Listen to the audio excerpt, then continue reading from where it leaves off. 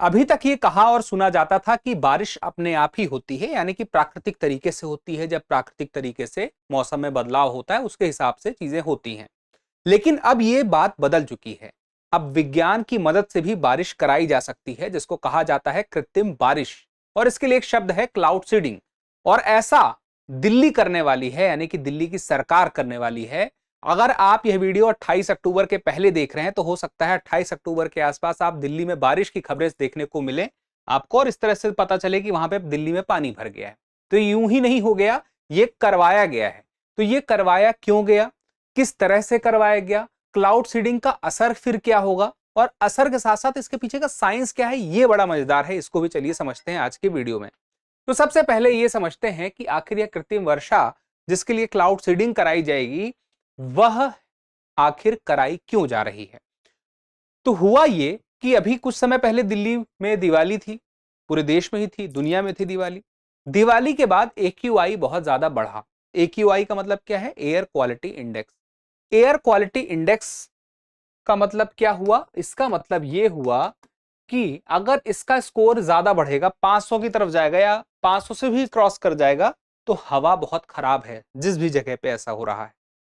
तो दिल्ली का AQI बहुत खराब हो रहा था, 400 से ऊपर कई इलाकों के क्षेत्र चले गए थे, जो कि बहुत खराब स्थिति को दर्शाते हैं। तो सिर्फ दीपावली या दीपावली के पटाखे कारण नहीं थे, बहुत सारे कारण थे। अभी पराली दहन भी हो रहा है, पंजाब, हम हरियाणा के क्षेत्र देखें, यहाँ पे पराली दहन हो रहा है। और उस पराली दहन से भी sulphur dioxide, carbon monoxide, PM2.5, PM10, ये सब प्रदूषित हवाएं इधर आ रही हैं। और उसके बाद वह स्मॉग बना रही थी दिल्ली में, और यहाँ का AQI बढ़ रहा था। तो अब ऐसे में जरूरत थी बारिश हो जाए। तो जब बारिश होती है तो जो हवाओं में, या ये हवाएं जिसकी वजह से AQI बढ़ता है या प्रदूषण होता है, उन प्रदूषक तत्वों को बारिश हटा देती है। तो वायु जो है वो स्वच्छ हो जाती है, यानी कि उतनी प्रदूषित नहीं रहती है। तो अब इसके पीछे साइंस क्या है, चलिए समझते हैं। बात यह है कि अपने आप में इसके लिए एक मेथड है या तरीका है। क्या है, तो हमें उसकी परिभाषा समझनी पड़ेगी कि क्लाउड सीडिंग क्या है। क्लाउड सीडिंग का मतलब यह हो गया कि कहीं पे कुछ बादल है और उन बादलों में कुछ खास पदार्थ डाले गए, कुछ खास प्रकार की चीजें, रसायन या रासायनिक तत्व डाले गए, जिसकी वजह से कंडेंसेशन हुई। आपको बारिश के बारे में पता है ना, बारिश कैसे होती है। समुद्र है या कोई भी वाटर बॉडी है, वहां का पानी भाप बन के ऊपर जाता है और फिर उससे एक बादल बनता है। उस बादल का द्रव्यमान, उस बादल का घनत्व तो बहुत कम होता है, इसकी वजह से वह ऊपर आसमान में है। लेकिन जब संघनन होता है तो फिर क्या, वो बूंदें बड़ी हो जाती हैं और बारिश होती है। जो बादल है आसमान में, वहां संघनन नहीं हो रहा है, और जब संघनन नहीं हो रहा तो उसके लिए कुछ तत्व डाले गए। अब वो तत्व डाले जाएंगे तो नाम क्या रहेगा उनके, दो तीन। एक तो है ड्राई आइस, जो कि होता है सॉलिड CO2, ड्राई आइस। उसके अलावा है सिल्वर आयोडाइड और पोटेशियम आयोडाइड। तो ये तीन चीजें होती हैं जो मुख्य रूप से इस्तेमाल की जाती हैं। तो हवाई जहाज के माध्यम से या कुछ और तरीके हैं कि बादलों में इनका छिड़काव होता है, और जब इनका छिड़काव कर दिया जाता है तो बादलों में जैसे ही ये जाते हैं तो जो बादल में नमी मौजूद थी, बादल में नमी है क्योंकि भाप बन के ऊपर गए उससे बादल, अब वो जो नमी है बहुत छोटी है, बहुत छोटे बिंदुओं में है, यानी कि बहुत छोटे कण में है, महीन रूप में है। और वो जो है अब जैसे ही सिल्वर आयोडाइड या पोटेशियम आयोडाइड उनमें जाके मिलते हैं तो वो बड़े होने लगते हैं, बड़ी बूंद का रूप लेने लगते हैं, बड़े क्रिस्टल बर्फ के बनने लगते हैं, और वो बारिश के रूप में फिर अंत में जाके जब संघनन होगा तो बारिश होगी। और जब बारिश होगी तो जो चाहिए था वो हो गया। तो फ्लेयर शॉट्स या हवाई जहाज के लिए ये पूरा तरीका है कि उसके माध्यम से होगा। लेकिन इसमें खर्चा आता है। अगर 1 वर्ग किलोमीटर का क्षेत्र दिल्ली में प्रयास किया जा रहा है कि 28-29 के आसपास बारिश कराई जाए, क्योंकि अभी ये कुछ दिन ऐसे होंगे 27, 28, 29 वाले, जिस टाइम पे वहां पे बादल रहेगा। देखिए ऐसा है नहीं कि बादल ना हो, आर्टिफिशियल बारिश तो कराई जा रही है। कृत्रिम वर्षा तभी होगी जब बादल हो, तो बादल में ही फिर हम वो डालें पदार्थ, और उसके बाद जैसे कि हमने देखा सिल्वर आयोडाइड या पोटेशियम आयोडाइड, या हम यहाँ पे शुष्क बर्फ डालते हैं। लेकिन बादल होना चाहिए तभी पॉसिबल है। तो बादल है तो ही होगा। तो दिल्ली में मौसम 28-29 अक्टूबर के आसपास बन रहा है, तब बारिश हो सकती है, यही छिड़काव होगा। लेकिन दिक्कत यह है कि 1 वर्ग किलोमीटर में 15 लाख रुपए तक खर्च आ सकते हैं, और पूरी दिल्ली के लिए तो करोड़ों रुपए का खर्च होगा। तो यह खर्चीला भी होता है। अब यहां पे बात आती है कि इसका प्रभाव क्या होगा। तो देखिए, जो बारिश है, ऐसा नहीं कि बहुत ज्यादा ही हो जाएगी, लेकिन बारिश 5% से लेकर के 15% तक की वृद्धि बारिश में देखने को मिल सकती है। उसके बाद प्रदूषण पर क्या असर पड़ेगा। मैंने क्या कहा था कि अब SO2 है, NO2 है, कार्बन मोनोऑक्साइड है, PM2.5 है, PM10 है। बारिश की वजह से ये हवा से, जो हवा में बहुत ज्यादा मात्रा मौजूद है, वो कम हो जाएंगे। तो यानी कि प्रदूषण कम होगा, लेकिन वो लंबे समय के लिए नहीं, ये बहुत कुछ समय के लिए होता है। तो ये कुछ समय के लिए है, यानी कि एक परमानेंट सॉल्यूशन नहीं है, ये पता चलता है। और वैश्विक उपयोग की बात करें तो हम देखें तो पाकिस्तान ने लाहौर में उपयोग किया है, तो लाहौर में हुआ है। UAE ने भी किया है अपने शुष्क क्षेत्रों में।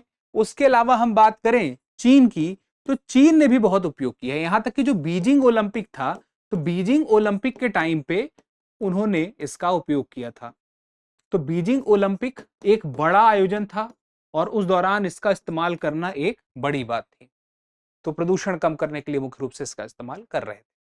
भारत ने भी किया है 93-94 में, तमिलनाडु ने 2003 के आसपास, कर्नाटक ने भी ऐसा किया था। तो अब यहां पे देखें, चुनौतियां हैं, लेकिन हम हमेशा क्यों नहीं करा रहे हैं बारिश। बारिश की जरूरत तो अलग अलग क्षेत्रों में भारत में अलग अलग समय पड़ती रहती है, क्योंकि इसके पीछे चिंताएं हैं, और चिंताएं एक ही आयाम की नहीं है, अलग अलग हैं। सबसे पहले देखें पर्यावरण और स्वास्थ्य का जोखिम। देखिए, हमने क्या कहा आपसे कि देखिए, इसमें सिल्वर आयोडाइड है, पोटेशियम आयोडाइड है, और ड्राई आइस, तीनों में से किसी भी एक तत्व का इस्तेमाल हो सकता है। एक बार पहली बार हम देखें तो 1946 में इस्तेमाल हुआ था, जब सबसे पहली बार तो ड्राई आइस का इस्तेमाल हुआ था। अब बात हुआ कि यहां पे ये सब जो है, जैसे सिल्वर आयोडाइड का उदाहरण ले लें, शुष्क बर्फ, ये सब पानी में जाते हैं। बारिश होगी तो पानी जो है नीचे के पानी से मिलेगा, वाटर बॉडी से मिलेगा, यहाँ की मिट्टी से मिलेगा, और यहाँ के जल और मिट्टी में मिल करके कहते हैं कि इकट्ठा होता रहेगा। तो मनुष्यों के स्वास्थ्य के लिए, पारिस्थितिकी तंत्र के लिए, जैव विविधता के लिए एक क्या हो सकता है, खतरा हो सकता है। फिर उसके बाद जल की गुणवत्ता अगर खराब होगी तो जल हमारे उपयोग के लिए रहेगा नहीं। तो ये भविष्य की चिंता है हमारे। और उसके बाद गैस उत्सर्जन, ग्रीन हाउस गैस का उत्सर्जन। देखिए क्या है ना, जो शुष्क बर्फ है, मैंने क्या कहा, शुष्क बर्फ सॉलिड CO2 है। अब ये सॉलिड CO2 है, तो इसका मतलब है ग्रीन हाउस गैस। तो ग्रीन हाउस गैस का मतलब क्या है, ग्लोबल वार्मिंग इसकी वजह से होने का चांस और बढ़ेगा।